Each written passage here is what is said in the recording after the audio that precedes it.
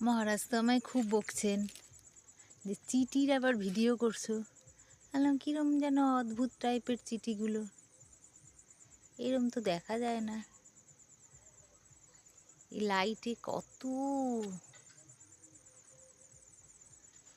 লাইটের মধ্যে আসে এরা, একদম ভর্তি, কীরম উড়ছে। কিন্তু সামনে থেকে দেখলাম বেশ অন্যরকম চিটিগুলো। দেখো,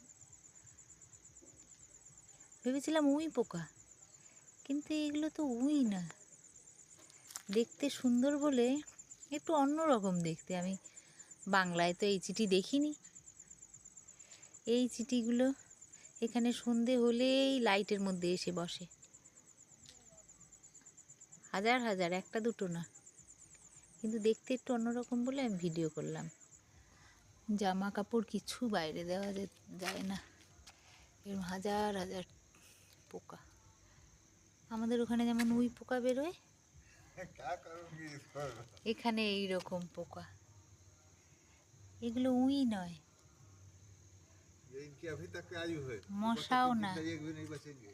হ্যাঁ, अगर एक आध जिंदा बच गए तो इनके जमात वाले बोलेंगे कि बहुत तीर मार लिए। দিনের বেলা জন্মায় আর রাত্রেবেলা আলোর কাছে এসে মরে যায়।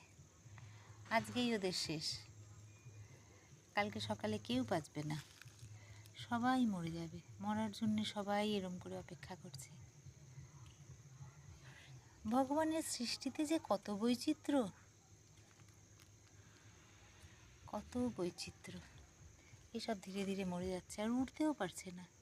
এই যে এত কাছে যাচ্ছি, উঠতেও পারছে না এরা।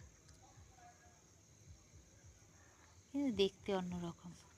পুরো দেয়ালগুলো জুড়ে, কত দেখাবো, পুরো দেয়ালগুলো জুড়ে হাজার হাজার, লাখ লাখ, কোটি কোটি।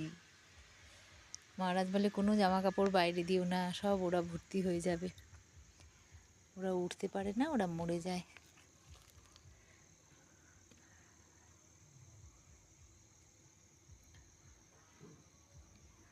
অদ্ভুত জিনিস না? জয় মা, জয় ঠাকুর।